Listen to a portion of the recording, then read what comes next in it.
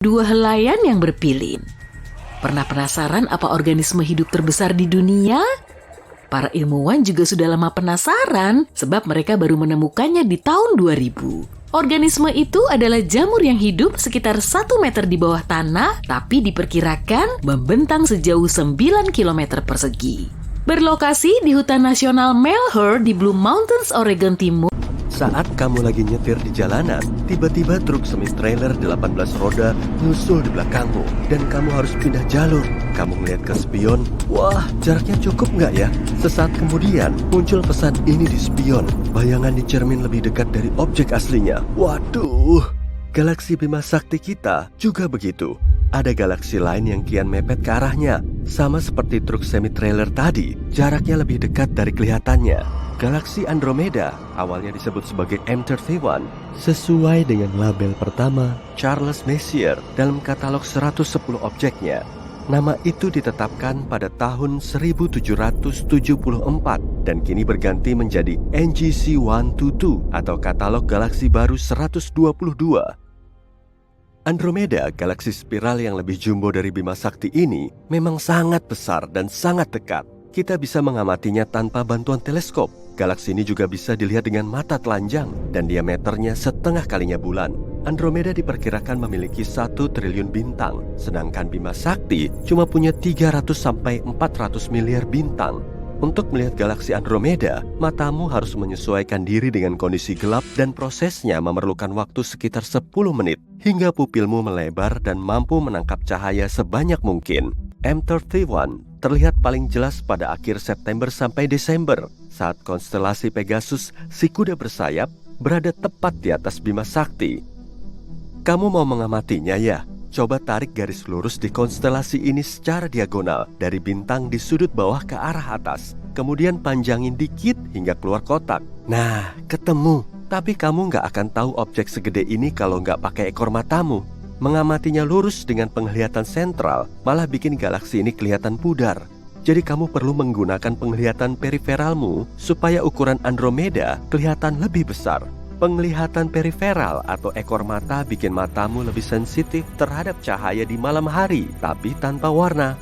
Para pelaut juga telah menerapkan penglihatan periferal selama berabad-abad untuk mengamati cahaya samar di tengah laut dan di darat. Aristoteles menggunakan penglihatan periferal untuk mengamati gugus bintang M41 di Canis Major, seperti yang dijelaskan dalam bukunya Meteorologica. Dalam foto teleskop, galaksi Andromeda terlihat 6 kali lebih lebar dari bulan karena dengan mata telanjang kita cuma bisa melihat pusatnya yang terang. Foto teleskop juga nunjukin ukuran lengan spiral M31 yang sangat panjang. Galaksi raksasa ini terus mepet ke Bima Sakti dan kita seakan-akan lagi nungguin benturan dua galaksi besar. Saat peristiwa ini terjadi, umat manusia mungkin perlu pindah ke galaksi lain. Misalnya menuju galaksi kincir angin di asterisme bintang biduk. Tapi gimana kita tahu kalau Andromeda terus mepet ke Bima Sakti? Nah, kita perlu bantuan spektroskop. Selain kamera, spektroskop juga menjadi alat tambahan terpenting pada teleskop. Oh iya, penglihatan kita juga nggak kalah penting. Mata kita cuma bisa melihat kalau ada cahaya. Jadi di depan mata kita nggak ada objek yang sebenarnya. Karena yang kita lihat hanyalah bayangan objek yang terpantul cahaya. Luar angkasa juga begitu. Kita cuma bisa melihat cahaya yang bersumber dari situ. Untuk memahami luar angkasa, berarti kita perlu memahami cahaya. Dan itu bukan perkara mudah bagi para astronom yang hidup di abad ke-19. Penemuan spektroskop telah menjadi terobosan besar dalam memahami cahaya luar angkasa menuju bumi.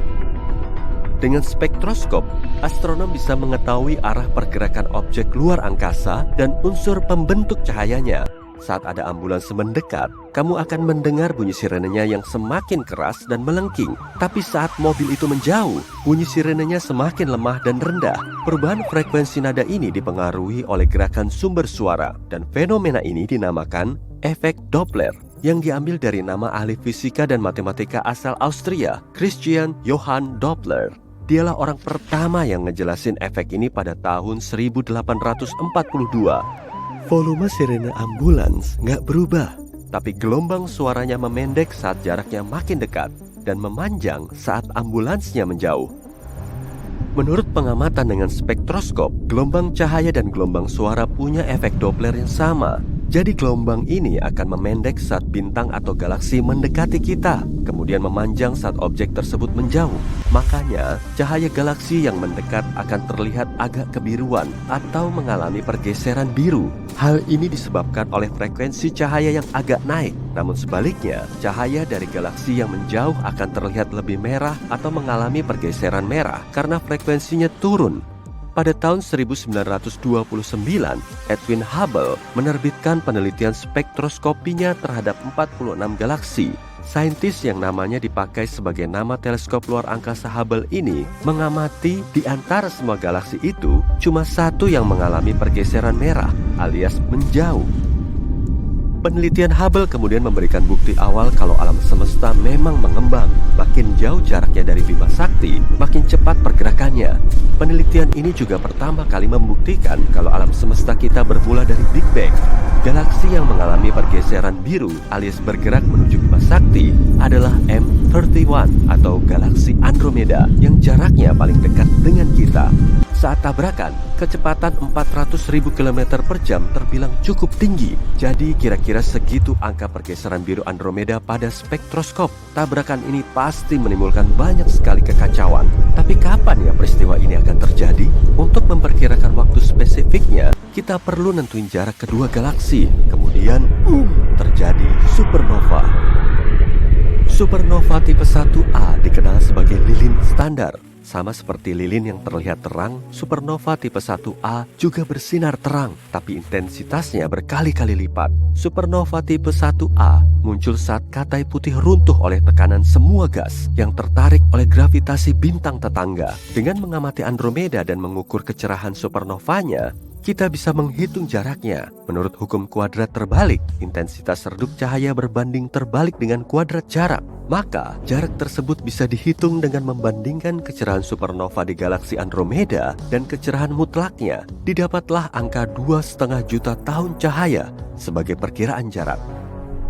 Jarak 1 tahun cahaya kurang lebih 9,5 triliun kilometer dan jarak Andromeda 2,5 juta tahun cahaya. Meski Andromeda terus mendekat dengan kecepatan sekitar 400.000 km per jam, jeda waktunya sekitar 4 miliar tahun sebelum tabrakan.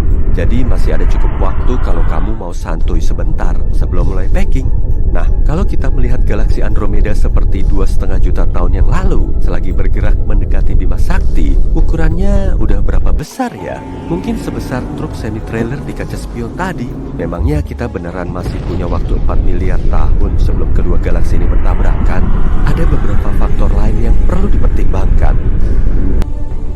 Galaksi kecil yang terhubung ke Bima Sakti dan Andromeda lewat gravitasi akan ditelan oleh galaksi inang. Apalagi distribusi massa miring akan terbentuk sehingga tabrakan Bima Sakti dan Andromeda juga akan terpengaruh. Sebagian ilmuwan memperkirakan gak akan ada tabrakan langsung, tapi cuma nyerempet. Kemudian terbentuk halo di masing-masing galaksi. Proyek Amiga telah mendeteksi halo bintang dan gas di sekitar Andromeda. Dengan teleskop luar angkasa Hubble, para peneliti bisa mengamati cahaya dari kuasar terang dan jauh ini mulai terserap oleh gas di sekitar Andromeda. Lihat aja hasilnya, M31 berada di tengah. Kalau hal yang sama juga terjadi di Bima Sakti pada kondisi yang sama, halo dari kedua galaksi sudah saling menempel. Dan tabrakan mulai terjadi. Pengaruh awan materi gelap di sekitar masing-masing galaksi saat tabrakan juga belum diketahui. Oke, mending stop aja spekulasi kita kali ini. Dalam 4 miliar tahun, matahari akan semakin benderang saat berubah menjadi bintang raksasa merah. Dan manusia mungkin sudah nemu galaksi lain untuk ditempati.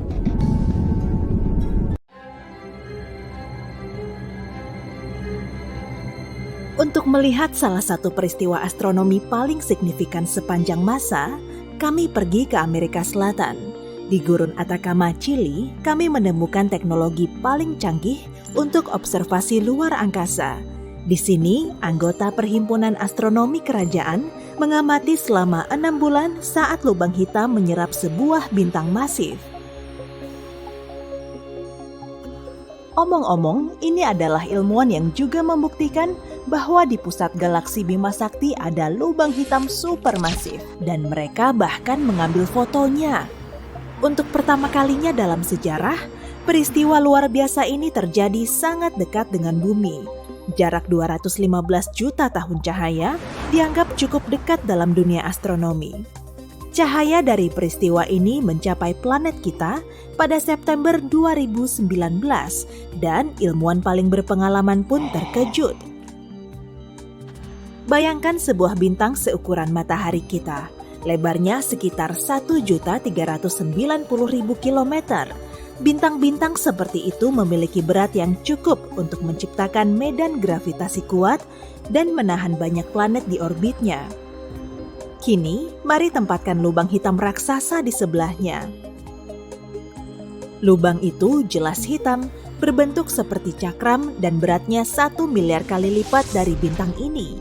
Gaya medan gravitasinya sangat besar, tidak ada yang bisa lepas dari gaya gravitasinya. Benda yang bisa bergerak pada kecepatan cahaya akan tetap jatuh ke jurang hitam ini.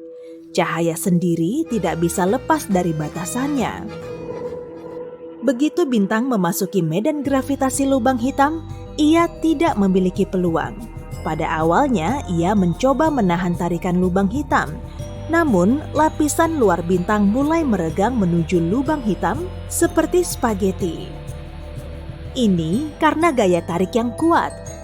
Jika kamu memiliki kesempatan untuk mengulurkan tangan ke arah lubang hitam, kamu akan melihat jari-jarimu mulai meregang dan memanjang. Ini karena gaya tarik meningkat seiring pertambahan panjang.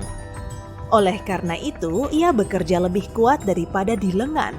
Itulah sebabnya proses menarik benda ke dalam lubang hitam ini disebut spaghettifikasi.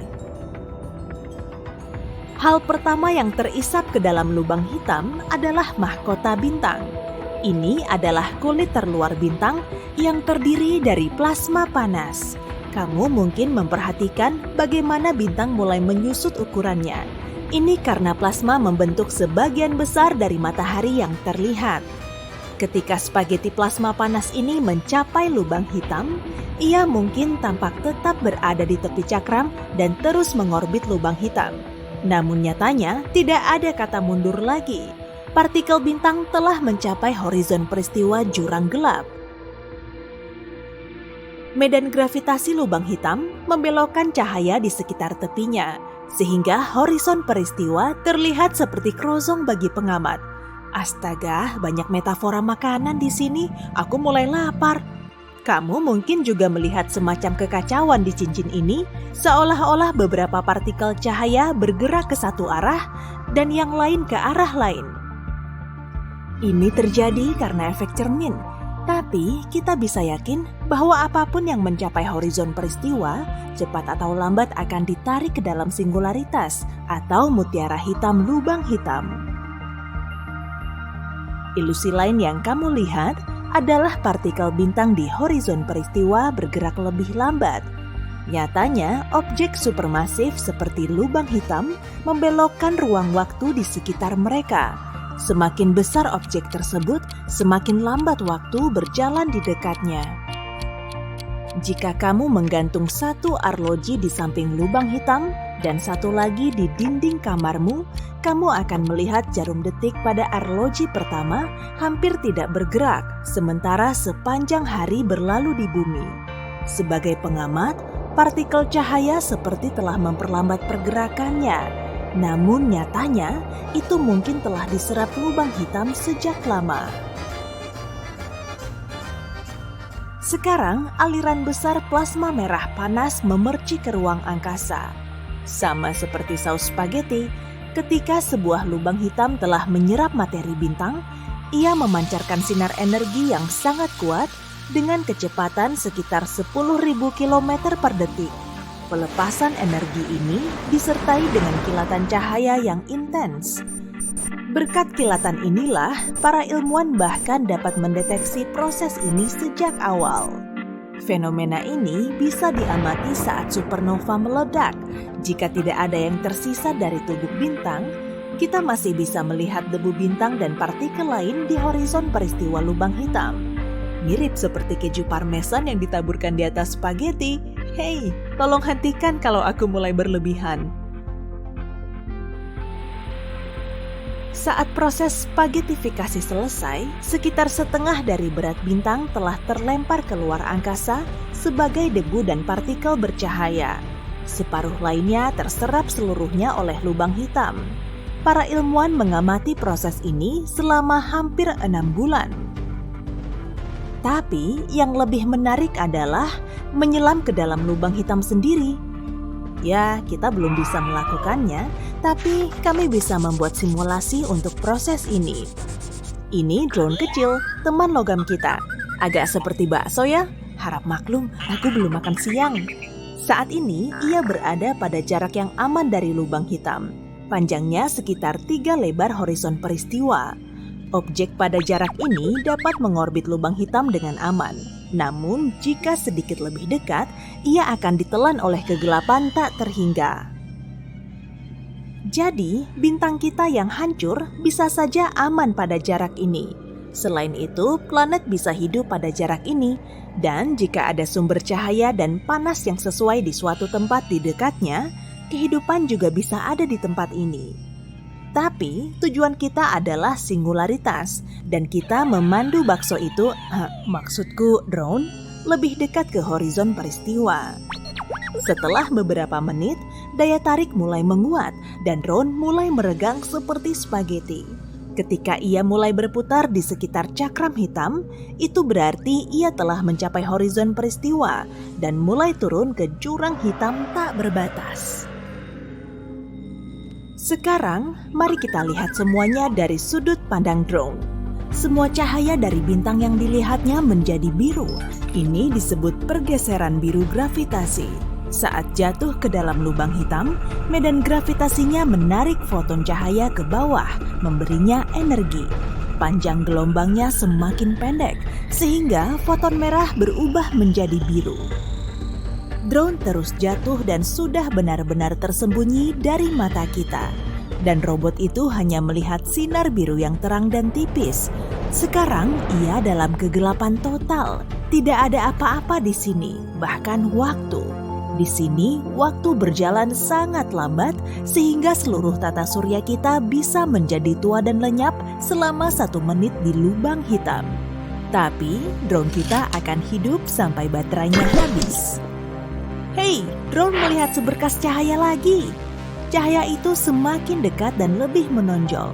Sekarang, drone akan mengalami kejatuhan yang sama, tapi secara terbalik. Setelah meninggalkan singularitas, jantung dari lubang hitam, drone akan kembali berada di horizon peristiwa. Cahaya dari bintang berangsur-angsur berubah dari biru menjadi merah. Kemudian drone itu terlempar keluar angkasa, mungkin di galaksi yang jauh.